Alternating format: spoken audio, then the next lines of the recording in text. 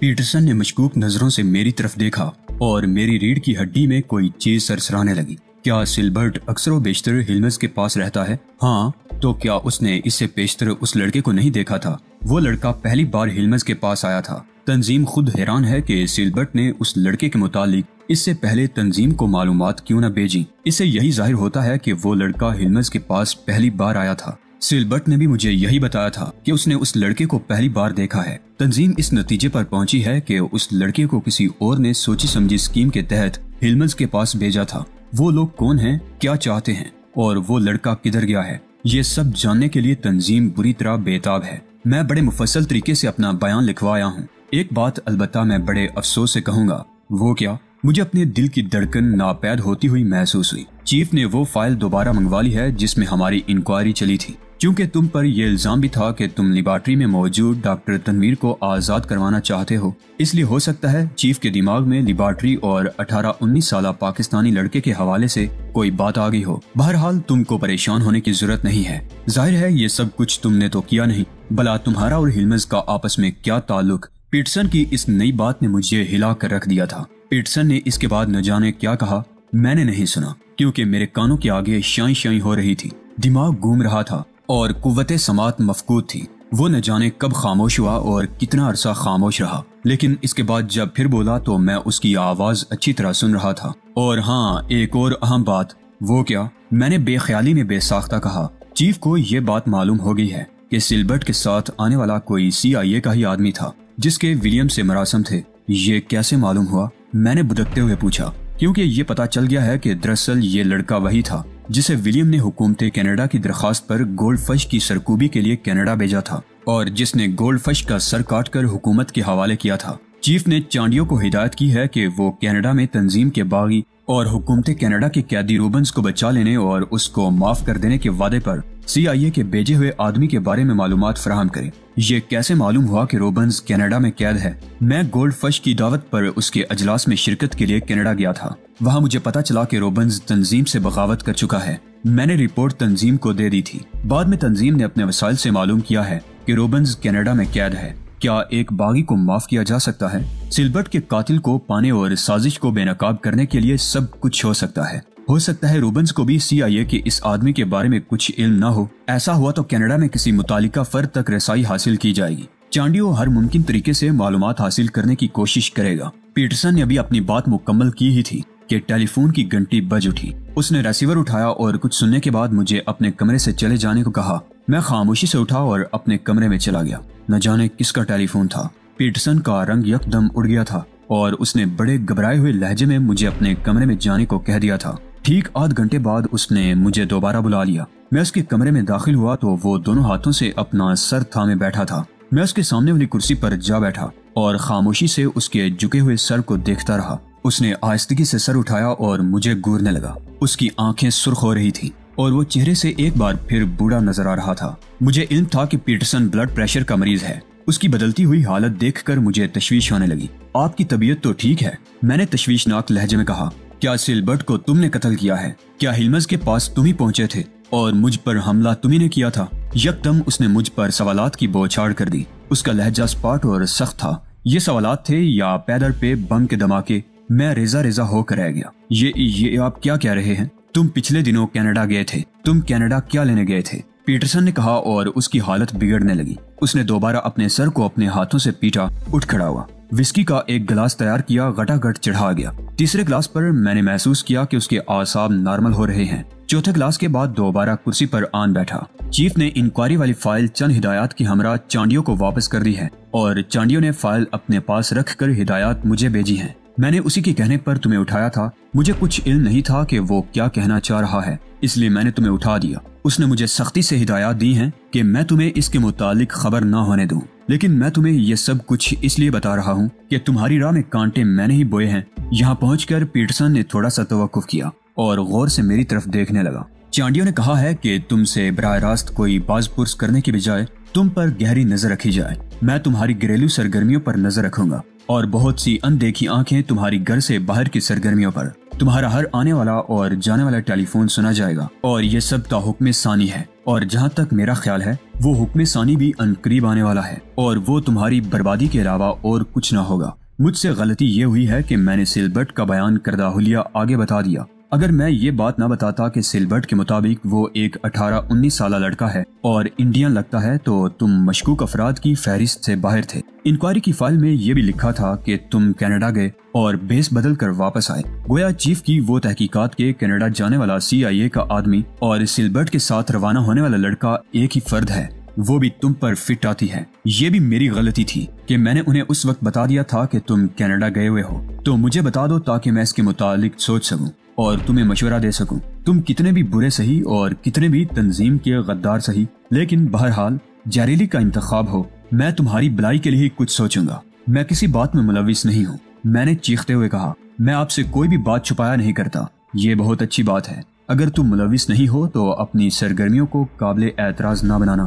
تم کینیڈا کیا لینے گئے تھے؟ اگر تم سے پوچھا جائے تو سب کچھ سچ سچ بتا دینا اور گھبرانے کی ضرورت نہیں ہے، میں تم پر آنچ نہیں آنے دوں گا۔ جس طرح میں نے تمہاری خاطر ہیرالڈ کو تمہیں سے ٹھکانے لگوا دیا تھا، اسی طرح میں تمہاری طرف اٹھنے والا ہر ہاتھ کاٹ دوں گا۔ میرے بازو بہت مضبوط ہیں اور میرے یہ بازو تم ہو، میں آپ کو کبھی مایوس نہیں کروں گا۔ میں نے وثوق سے کہا۔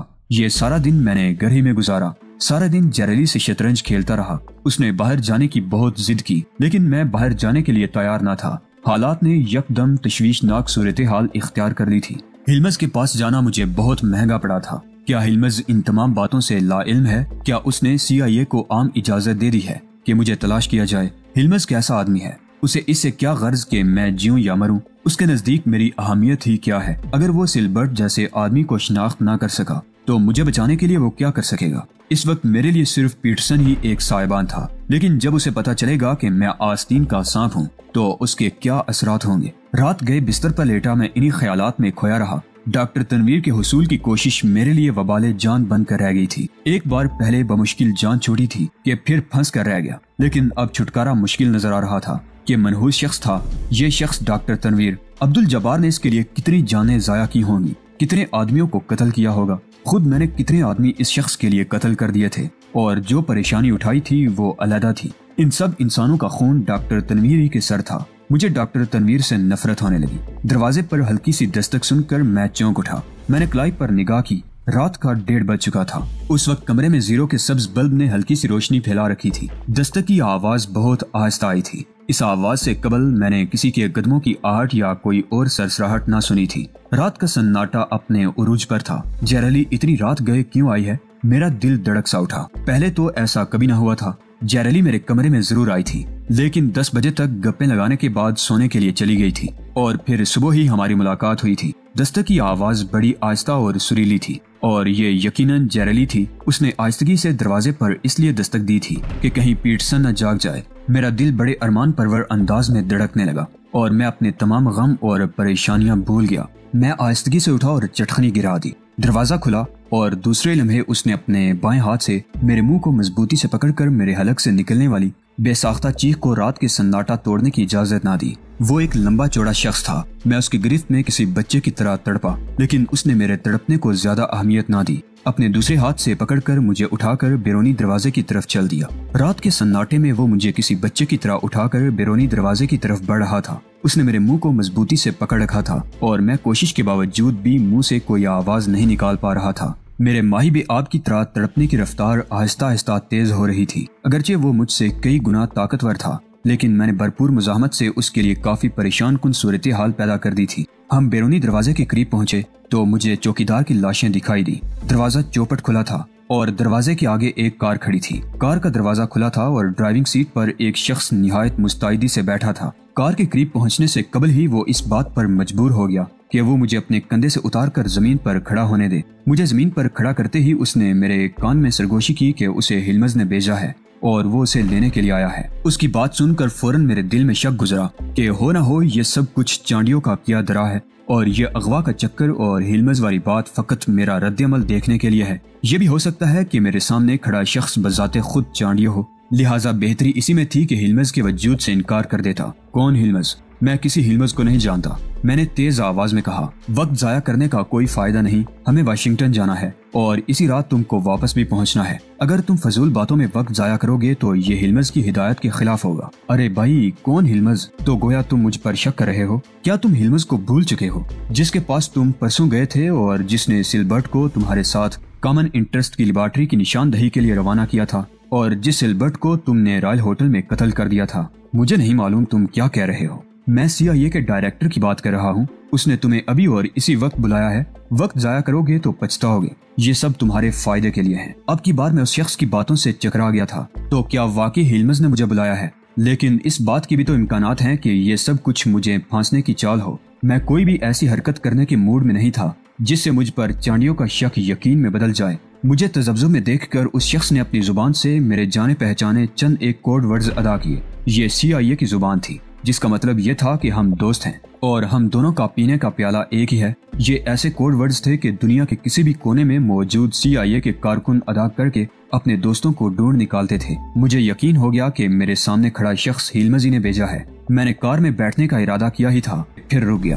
CIA کے کوڈ ورڈز تو کامن انٹرسٹ کے لوگ بھی جانتے ہوں گے، اور چانڈیا تو خاص طور پر ان الفاظ کو جانتا ہوگا۔ ہو سکتا ہے اس شخص نے کوئی دوسرا تیر پھینکا ہو۔ میں اسی ششوپائی میں تھا کہ اچانک وہ مجھ پر کسی باز کی طرح جھپٹا اور مجھے اٹھا کر کار کی عقبی نشست پر پٹخ دیا۔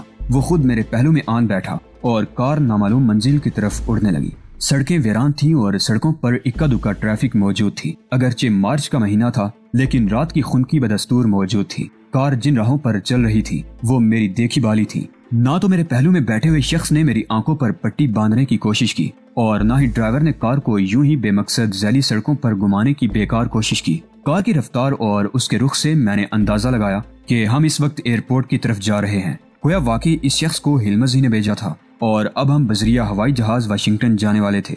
لیکن رات کے اس وقت تو کوئی فلائٹ واشنگٹن نہیں جاتی، پھر ہم کس طرح سفر کریں گے؟ کار بلا روک ٹوک ایئرپورٹ کے ایریا میں بڑھتی چلی گئی۔ ایئرپورٹ سیکیورٹی فورس کے ارکان کو یا تو سانپ سونگ گیا تھا یا پھر ان کو ہماری کار ہی نظر نہ آئی تھی۔ کار ایک جیٹ طیارے کے نزدیک جا کھڑی ہوئی۔ یہ جیٹ پرواز کے لیے بالکل تیار تھا اور CIA کی اپنی فضائی کمپنی کا تھا۔ میں کسی ہلو حجت کے بغیر سیڑھیاں چڑھ کر طیارے کے اندر جا بیٹھا۔ سیڑھیوں نے اوپر اٹھ کر دروازہ نما خلا کو بند کر دیا اور جیٹ رینگنے لگا۔ اگر واقعی آپ کو ہلمز نے بھیجا تھا تو اتنی بے دردی کی کیا ضرورت تھی؟ اسی میں عافیت تھی۔ آپ نے ہمارے چوکیداروں کو ناحق قتل کر دیا۔ میں نے ناگواری سے کہا، وہ قتل نہیں ہوئے، فقط کلوروفارم کے اثر سے 3-4 گھنٹے کے لیے بے ہوش ہیں۔ جیٹ کے نیو یارک سے ٹیک آف کرنے کے آدھ گھنٹے بعد میں ہلمز کے دفتر میں تھا۔ وہ رات کے اس وقت بھی اپنے دفتر میں اپنی سیٹ پر انتہائی مستعد نظر آ رہا تھا۔ کچھ غلطی تم سے ہوئی اور کچھ غلطی مجھ سے۔ جو کچھ ہوا اس کا اثر زائل کرنے کے لیے ہم دونوں کو کچھ نہ کچھ کرنا ہوگا۔ کیا سلبرٹ بھروسے کے قابل تھا